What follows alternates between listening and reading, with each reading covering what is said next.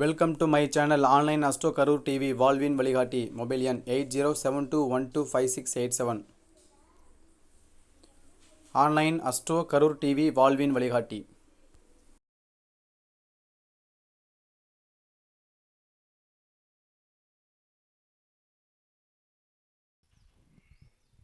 அனைவருக்கும் வாஸ்து கணேசனின் வணக்கங்கள். இன்று நாம் பேசக்கூடிய தலைப்பு என்னன்னு பார்த்தீங்கன்னா, காலபுருஷத்துக்கு மூன்றாவது ராசியான மிதுன ராசியை பற்றி, மிதுன லக்னம் மிதுன ராசி அவளுடைய வாழ்க்கையின் விவரங்கள் அல்லது வரலாறு.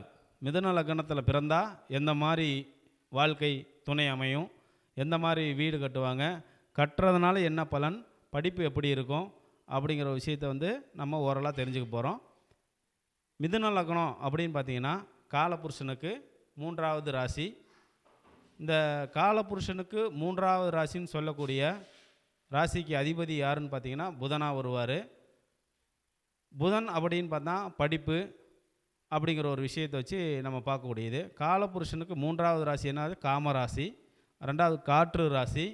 அப்படின்னு பார்க்கும்பொழுது இந்த காமராசி அப்படின்னா தர்மம், கர்மம், காமம் அப்படின்னு பார்த்தீங்கன்னா மிதுன லக்னத்துக்கு காமராசி என்ற பேர். இந்த காமராசி அப்படின்னா, காமம் அப்படின்னா ஆசைகள் அதிகம், ஆசைகள் அதிகம் உள்ள ராசியாக எடுத்துக்கணும். இந்த காமராசியில் என்னன்னு பார்த்தீங்கன்னா, மிதுன லக்னத்தில் பிறந்தவங்க எல்லாருமே ஆசைகள் அதிகமாக இருக்கும், புத்திசாலியாக இருப்பாங்க, அறிவாளியாக இருப்பாங்க, ரெண்டாவது ஏமாளியாகவும் இருப்பாங்க. ஏன் ஏமாளி அப்படிங்கிற விஷயத்தையும் நம்ம பார்க்க போகிறோம். அறிவாளினா எந்த மாதிரி விஷயத்தில் அறிவாளித்தனமாக இருப்பாங்க அப்படிங்கிற விஷயத்தை நம்ம பார்க்க போகிறோம். புதன்னா படிப்பு, புதன்னா தாய்மாமன், புதன்னா நிலம், இந்த மாதிரி விஷயங்கள்லாம் புதனோட அர்த்தங்கள் எடுத்துக்கலாம். இந்த காலபுருஷ தத்துவத்தில் மூன்றாவது ராசின்னு சொல்லக்கூடிய மிதுன லக்னத்துக்கு பிறந்தவர்கள் பார்த்திங்கன்னா புத்திசாலி, அறிவாளின்னு சொல்லியாச்சு. இந்த அறிவாளின்னு சொல்லக்கூடிய விஷயங்கள் என்னென்னு பார்த்தீங்கன்னா, 5ஆம் இடம் சுக்கிரனாக வருவார், 4ஆம் இடம் புதனாக வருவார், 3ஆம் இடம் சூரியனாக வருவாருங்க. இப்போ இது முக்கூட்டு கிரகங்கள் வரிசையாக வரும் பொழுது அவங்களோட விஷயங்கள் எல்லாம் பார்த்திங்கன்னா அறிவாளித்தனமாக இருக்கும். அப்போது புதன் அப்படிங்கிற 4ஆம் இடத்துல ஆட்சி உச்சம் பெறனால புதன், சுக்கிரன், சூரியன் முக்கூட்டு கிரகங்கள் தொடர்ந்து மிதுன லக்னக்காரருக்கு எங்கே அமைஞ்சாலும் அந்த மாதிரி புத்திசாலித்தனத்தை நமக்கு கொடுத்துரும். உதாரணத்துக்கு மிதுன லக்னத்தில் 2 கிரகங்கள் இருக்கும், 2 உருவம் இருக்கும். அதில் 2 உருவம் ஆண் பெண் அந்த இடத்துல விளையாடி கொண்டிருப்பார்கள் அப்படிங்கிறது ஒரு சிம்பிள். இந்த விளையாடி கொண்டிருப்ப சிம்பிளில் பார்த்தீங்கன்னா புதனாகப்பட்டது விளையாடி கொண்டிருப்பார்கள். இந்த மிதுன ராசிக்காரங்க அடுத்தவங்களை கிண்டல் பண்ணுறதும், அடுத்தவங்களை கொஞ்சம் இழிவாக பேசுகிறதும் அப்படிங்கிறதெல்லாம் அவங்களுக்கு ஒரு சர்வசாதாரணமான விஷயமாக போயிடும். அப்போது ஒரு 12 ராசியிலையும் 12 லக்னத்துக்காரங்களும் அங்கே இருக்கும்போது மிதுன லக்னக்காரங்க இருந்தாங்கன்னா அடுத்தவங்களை கீழ்த்தனமாக பேசுகிறது, சிரித்து பேசுகிறது, கிண்டல் அடிக்கிறது, இந்த ஒரு விஷயங்கள்லாம் அடுத்தவங்க சிரிப்பதற்காக ஒருத்தர் தொந்தரவு பண்ணி சிரிக்க வைக்கிறது தான் இந்த மிதுன லக்னக்காரங்க. இந்த மிதுன லக்னக்காரங்க இந்த மாதிரி புத்திசாலித்தனமாக இருப்பாங்க. ரெண்டாவது என்னென்னு பார்த்தா, தான் புத்திசாலின்னு அவங்க நினச்சிக்கிட்டு எல்லா விஷயம் மற்றவங்களை கிண்டல் பண்ணுறது தான் புத்திசாலித்தனமாக இருக்கிறத அவங்க நினச்சிக்குவாங்க. அவங்க நிறைய விஷயத்தில் ஏமாறுவாங்க. எந்த மாதிரி விஷயத்தில் ஏமாறுவாங்க? திருமணத்தில் ஏமாறுவாங்க, தொழிலில் ஏமாறுவாங்க, வீடு கட்டும்போது ஏமாறுவாங்க, முக்கியமாக நண்பர்கள்கிட்ட ஏமாறுவாங்க. ஏன் அப்படின்னு பார்த்தீங்கன்னா, இந்த லக்னத்துக்கு 4ஆம் இடத்துல புதன் ஆட்சி உச்சம் பெறுறாரு. இந்த ஆட்சி உச்சம் பெறும் பொழுது புதன் எங்கே வீடுன்னு ஒன்று கட்டும் பொழுது டாக்குமெண்ட்டில் பிரச்சனைகள் இருக்கும். 3ஆம் இடம் டாக்குமெண்ட் அப்படின்னு பார்த்தீங்கன்னா பத்திரம் எழுதும்போது கவனமாக பார்த்து எழுதிக்கணும். அப்புறம் ரெண்டாவது என்னென்னு பார்த்தீங்கன்னா, அந்த புதன் நீசமாக போகிறது காலபுருஷனுக்கு 12 நீசமாக போகிறாரு, மிதுன லக்னத்துக்கு 10 நீசமாக போகிறாரு. அப்பொழுது வீடு கட்டுனா அவங்க ஒரு பாதகத்தை ஏற்படுத்திக்குவாங்க. அதிகமாக ஒரு சின்ன வீடை கட்டணும் ஆசைம்போது ஒரு கணக்கு போட்டு பெரிய வீடாக கட்டி தொல்லையில் போய் மாட்டிக்குவாங்க, பொருளாதார பிரச்சனையில் மாட்டிக்குவாங்க. அந்த மாதிரி மிதுன லக்னக்காரங்க எப்போ வீடு கட்டினாலும் கடன்பட்டு தான் வீடு கட்டி ஆகணும். அடுத்தபடியாக என்னென்னு பார்த்தீங்கன்னா, மிதுன லக்னக்காரங்களுக்கு குழந்தைகள் அப்படிங்கிற பொழுது குழந்தைகள் பூர்வீக சொத்தில் அவங்க இருக்கக்கூடாது. மிதுன லக்னக்காரங்க பூர்வீக சொத்தில் இருக்க முடியாது. ஒருவேளை இருந்தாங்க விரயத்தை மட்டுமே சந்தித்து கொண்டே இருப்பார்கள். ஏன்னா காலபுருஷனுக்கு 5 கூடையவன் இது மிதுன லக்னத்துக்கு 5 கூடிய சுக்கிரன் வந்து தன் லக்னத்துக்கு 12ல் போய் விரயமாக போகிறனால எப்பொழுதுமே அவங்க வந்து விரயம் பண்ணிக்கிட்டே இருப்பாங்க. அப்போது காலபுருஷனுக்கு 6ஆம் இடம் சொல்லக்கூடிய புதன் வந்து தாய்மாமன் சொல்கிறாங்க. அந்த தாய்மாமன் அப்படின்னு பார்த்தீங்கன்னா இவருக்கு தாய்மாமனால் எந்த ஒரு பங்கும் இருக்காது. தாய்மாமனுக்கு முன்னேற்றம் இருக்காது. மிதுன லக்னத்தில் யார் பிறந்தனாலும் தாய்மாமனோட உறவு பெருசாக நீடிக்காது. அடுத்தது என்னென்னு பார்த்தீங்கன்னா திருமண வாழ்க்கை. திருமண வாழ்க்கை என்னன்னு பார்க்கும்பொழுது திருமணத்தில் வந்து மிதுன லக்னக்காரங்களுக்கு 2 திருமணம் கட்டாயமாக நடக்கும். எப்படின்னு பார்த்தீங்கன்னா உதாரணத்துக்கு பாருங்கள், மிதுன லக்னம் காமராசி, அடுத்தது 7ல் பார்த்தீங்கன்னா தர்மமும் காமமும் ஒன்று சேராது. அப்போது அவங்க முதல் வாழ்க்கையில் லவ்வில் வந்து ஏமாந்துருவாங்க. லவ் மேரேஜ் அதிகபட்சமாக லவ் மேரேஜ் பண்ணுவாங்க. அந்த லவ் பண்ணும்பொழுது முதல் வாழ்க்கை திருமண வாழ்க்கையில் வந்து சரியாக இருக்காது. 2வது வாழ்க்கை அடுத்து 2வது வாழ்க்கை காமமாக வரும். அப்பொழுது காமமாக வரும்பொழுது அவங்களுக்கு அந்த காமமும் வந்து கலந்துக்கும். அதனால் வந்து பார்த்திங்கன்னா மிதுன லக்னத்தில் பிறந்தவங்களுக்கு முதல் வாழ்க்கை பிரச்சனையை போய் கொண்டு போய் விடும். 2வது என்னென்னு பார்த்தீங்கன்னா தொழில் முதலாக கல்யாணம் ஃபஸ்ட்டு அப்படின்னு பார்த்தீங்கன்னா கல்யாணம் ஃபஸ்ட்டு பண்ணி சொல்லிடுங்க. அப்போ கல்யாணம் ஃபஸ்ட்டு பண்ணிட்டாங்கன்னா இந்த மாதிரி லவ் பிரச்சனை போய் மாட்ட மாட்டாங்க. அடுத்தது வந்து திருமண வாழ்க்கையில் வந்து பிரச்சனை வராமல் இருக்கும். 2வது திருமண வாழ்க்கையில் அவங்க கவனிக்கிற முக்கியமான விஷயம் என்னன்னு பார்த்தீங்கன்னா மிதுன லக்னத்தில் இப்போ ஒரு உதாரணத்துக்கு ஒரு காலேஜ் படிப்பு என்ன படிச்சுக்காம பாருங்கள். தன்னை விட கம்மியாக இருக்கிறவங்களுடைய படிப்பு கம்மியாக இருக்கும் கணவரை தேர்ந்தெடுங்க அல்லது மனைவியை தேர்ந்தெடுங்க. தன்னை விட அதிகமான அளவு படித்த மனைவியையோ அல்லது கணவனையோ தேர்ந்தெடுத்தால் அவங்க வாழ்க்கையில் அல்லல் பட்டு தொழல் பட்டு இருப்பாங்க. இது ரொம்ப ரொம்ப ரொம்ப முக்கியம், பார்த்துக்கோங்க. மிதுன லக்னக்காரங்க பிரச்சனையை சந்திக்கக்கூடிய விஷயம் இதுதான். ஏமாளியாக போகக்கூடிய விஷயந்தான். நண்பர்களோட முக்கியமாக ஏமாந்து போயிடுவாங்க. ஃபைனான்ஸ் பண்ணக்கூடாது, நகை கடை வைக்கக்கூடாது, ஆடை ஆடம்பர தொழிலெலாம் செய்யக்கூடாது.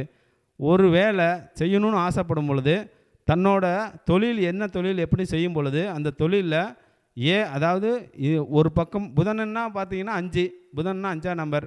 அப்போ 7 நாட்களில் வரக்கூடிய புதன் நாள் என்னன்னு பார்த்தீங்கன்னா நடு மையத்தில் வரும். அதுபோல் இந்த பக்கமும் ரைட் லெஃப்ட் 2 பக்கமும் வச்சு ஆளுங்களை வச்சு வேலை செய்யக்கூடிய திறமையை அவர் வளர்த்துக்கணும்.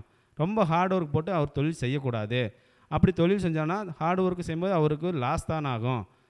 அவர் தொழிலில் என்ன மாதிரி செய்யணும் அப்படின்னு பார்த்தீங்கன்னா சூப்பர்வைசர் மாதிரி அல்லது ஒரு மேனேஜ்மெண்ட் எடுத்து நடத்தக்கூடிய திறமையை அவர் வளர்த்துக்கணும். ஈஸியாக சம்பாதிக்கக்கூடிய வேலைகள் செய்யும் பொழுது மிதுன லக்னக்காரங்க வாழ்க்கையில் முன்னேற்றம் அடைவார்கள். அதே மாதிரி வீடு கட்டும்போது கவனமாக இருக்கணும். வீடு கட்டும்போது முதலீடு என்ன பட்ஜெட் போகிறோமோ அந்த பட்ஜெட்டுக்குள்ளே வீடு கட்ட பழகிக்கணும். அதுக்கு மேலே எப்படியும் அவங்களுக்கு ஆசைகள் அதிகமாக வரும். அந்த ஆசையை கடனில் கொண்டு போய் விட்டுரும். கடன் வந்து வீடு கட்டினோன்னா பொருளாதாரம் வேலையெல்லாம் போயிடும், பொருளாதாரம் போய் லாக் ஆயிடுவாங்க. 2வது திருமண வாழ்க்கையிலையும் கொஞ்சம் கவனமாக இருக்கணும். முதல் திருமணம் வந்து அவங்களுக்கு வந்து மைனஸாக தான் இருக்கும். மைனஸாக இருக்குன்னா நீங்கள் அந்த பரிகாரம் பண்ணி நீங்கள் 2வது திருமணத்தை ஸ்டாண்டர்ட் பண்ணிக்கோங்க அப்படிங்கிறது மிதுன லக்னத்துக்கு முக்கியமான கருத்தாகும். அடுத்தது என்னன்னு பார்த்தீங்க அப்படின்னா நண்பர்களோட கவனமாக இருக்கணும். நண்பர்கள் வந்து பார்த்திங்கன்னா எப்படியும் நீங்கள் செய்யக்கூடிய தொழில்கள் கடைசியில் எங்கே போய் முடியும்னா ஏமாந்து போகிறது யாருக்கிட்டனா நண்பர்கள்கிட்ட தான் அதிகமாக ஏமாந்து போவீங்க. இந்த நண்பரோட கூட்டு சாவகாசம் வந்து நீங்கள் வைத்துக்கொள்ளக்கூடாது. நண்பரோட விஷயங்கள் வந்து கவனமாக இருக்கணும். நண்பர்கள் வந்து ஜாமீன் போடக்கூடாது. நண்பர்களுக்கு வந்து நின்று எதுவுமே நின்று வாங்கி கொடுத்துடக்கூடாது. அப்படி செய்யும் பொழுது அதில் நீங்கள் ஏமாந்து போயிடுவீங்க. அடுத்து என்னென்னு பார்த்தீங்கன்னா இந்த மிதுன லக்னக்காரங்களுக்கு எல்லாமே 2 தான் அமையும். மிதுன லக்னத்தில் பார்த்தீங்கன்னா மிதுன லக்னத்தில் உருவ பொம்மை வந்து 2 இருக்கும். ஆணும் பெண்ணும் சேர்ந்து சிரிச்சுக்கிட்டு இருப்பாங்க. அதுபோல் 4ஆம் இடம் அப்படின்னு பார்க்கும்போது அந்த இடத்துலையும் 2 உருவம் தான் இருக்குது. கட்டினா 2 வீடு கட்டுவாங்க. 2 வீடு மேலே தான் இருக்கும். நிலம் வாங்கினாலும் 2 நிலத்துக்கு மேலே தான் வாங்கியிருப்பாங்க. வண்டி வாங்கினாலும் பைக் வாங்கினாலும் எல்லாமே 2 தான் அவங்க ஆசைப்படுவாங்க. அதுபோல் மிதுன லக்னக்காரங்க மனைவியும் 2 அமையும். 2 மனைவி கட்டாயமாக அவங்களுக்கு அமைஞ்சிரும். அதே மாதிரி தொழில்னு பார்த்திங்கன்னா 2 தொழிலுக்கு மேற்பட்ட தொழில் தான் செய்வாங்க. அவங்களுக்கு இந்த மிதுன லக்னங்களுக்கு எல்லாமே 2 அமையக்கூடிய வாய்ப்புகள் நிறைய அமையும். அது கரெக்டாக பார்த்து நம்ம மேட்ச் பண்ணி ரன் பண்ண கற்றுக்கணும். அடுத்து என்னன்னு பார்த்தீங்கன்னா இந்த மாதிரி தொழிலில் வந்து ஏமாந்து போயிடுவாங்க, நண்பர்கள்கிட்ட ஏமாந்து போயிடுவாங்க. இந்த மாதிரி விஷயங்கள்லாம் கவனமாக பார்த்துக்கணும். அடுத்தது என்னன்னு பார்த்தீங்கன்னா இவங்களுக்கு லாபம் தரக்கூடிய, அதாவது எந்த மாதிரி பரிகாரம் பண்ணுனா சிறப்பாக இருக்கும் அப்படிங்கிற ஒரு விஷயத்தையும் பார்த்துக்கலாம். இந்த தர்மம் சொல்லக்கூடிய அதிபதி யாருன்னு பார்த்தீங்கன்னா செவ்வாய் பகவானும் வருவார். இந்த செவ்வாய் நீசமாக போகிறது குடும்பஸ்தானத்தில், தனஸ்தானத்தில் நீசமாக போகிறாரு. அதனால் செவ்வாய் அவங்க வழிபாடு செய்யும் பொழுது மிதுன லக்னக்காரங்களுக்கு 6க்கும் 11 கூடையவர் செவ்வாய் அவரோட பரிகாரம் நீங்கள் முருகப்பெருமானை வழிபாடு செஞ்சால் கொஞ்சம் சிறப்பாக இருக்கும். முருகன் அப்படின்னு பார்த்தீங்கன்னா இந்த எங்கெங்கே இருந்தால் அவங்க ஜாதகத்தில் எந்த இடத்துல இருந்தால் எந்த மாதிரி பரிகாரம் பண்ணலாம் அப்படிங்கிறது ஒரு சின்ன கான்செப்ட் தான், வரும் இல்லைங்க. அதாவது மேச ராசியில், சிம்ம ராசியில், தனுசு ராசியில் அப்படி செவ்வாய் பகவான் இருந்தால் அவங்க மலை மேலே இருக்கிற முருகனுக்கு வழிபாடு செய்யுங்க, ஒரு பரிகாரம் செய்யுங்க, கோயிலுக்கு போயிட்டு வாங்க. அதாவது மேஷம், சிம்மம், தனுசு இந்த ராசியில் செவ்வாய் இருந்தால் அவங்க பார்த்திங்கன்னா மலை மேலே இருக்கிற முருகனுக்கு அபிஷேகம் பண்ணிட்டு வாங்க, பிரச்சனைகள் கொஞ்சம் குறையும். அடுத்தது இல்லை ரிஷபம், கன்னி, மகரம், ரிஷபம், கன்னி, மகரம் இந்த ராசியில் செவ்வாய் பகவான் இருந்தால் நிலத்தில் இருக்க முருகனை வழிபாடு செய்யுங்க. நிலம்னா எப்படி, மலை மேலே இருக்கிற முருகனுக்கு மேசம், சிம்மம், தனுசு, ரிஷபம், கன்னி, மகரம் அப்படின்னு பார்த்தீங்கன்னா நிலத்தில் இருக்கிற முருகனை வழிபாடு செய்யுங்க. அப்படி செய்யும் பொழுது கோயிலில் போய் அபிஷேகம் பண்ணும் பொழுது சிறப்பாக இருக்கும். அவங்களுக்கு வரக்கூடிய பிரச்சனைகள் சால்வ் பண்ணுறதுக்கு வாய்ப்புகள் நிறையா இருக்குது. அடுத்தது என்னன்னு பார்த்தீங்கன்னா காற்று ராசி, காற்று தத்துவம் சொல்லக்கூடிய கோபுரம் இல்லாத முருகனை வழிபாடு செய்யணும். என்னென்ன ராசின்னு பார்த்தீங்கன்னா இது மிதுன ராசி, அடுத்தது துலா ராசி, அடுத்தது கும்பராசி. இந்த 3 ராசிகளில் செவ்வாய் பகவான் இருந்தார்னா செய்யக்கூடிய பரிகாரம் என்னன்னு பார்த்தீங்கன்னா அதாவது கோபுரம் இல்லாத, காற்று தத்துவமாக போயிடுச்சு, அதனால் கோபுரம் இல்லாத முருகனை வழிபாடு செஞ்சால் நம்மளோட பிரச்சனைகள் தீர்வாகும். அப்படி பார்த்தீங்கன்னா உதாரணத்துக்கு வாழப்படையில் இருக்கக்கூடிய முருகன் கோபுரம் இல்லாத முருகன், அந்த மாதிரி மலேசியா முருகன், இந்த மாதிரி முருகனை வழிபாடு செய்யும் பொழுது நமக்கு சரியான தீர்வு கிடைக்கும்.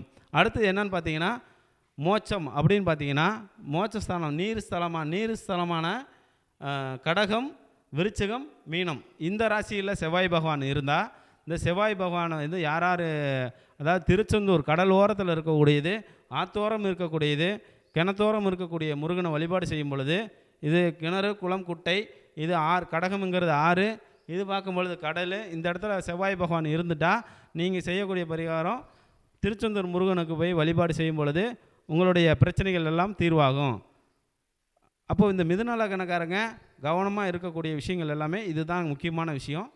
திருமணத்துலேயும், வீடு கட்டுறதுலையும், வேலை செய்கிறதுலையும், ஃபைனான்ஸ் தொழில் செய்கிறதையும், அடுத்து இந்த மாதிரி விஷயங்கள்லாம் நீங்கள் பார்த்து கவனமாக செய்யும் பொழுது விஷயங்கள் நிறைய பார்த்து கவனமாக கையாளணும். வாய்ப்புக்கு நன்றி கூறி விடைபெறுகிறேன். இந்த நிறுவனத்தில் எனக்கு வாய்ப்பு கொடுத்த ரவிக்குமார் ஐயா அவர்களுக்கும், நிறுவன உதவியாளராக இருக்கக்கூடிய திரு பாலகிருஷ்ணன் ஐயா அவர்களுக்கும் எனது மனமார்ந்த நன்றியை தெரிவித்துக்கிறேன். நன்றி, வணக்கம்.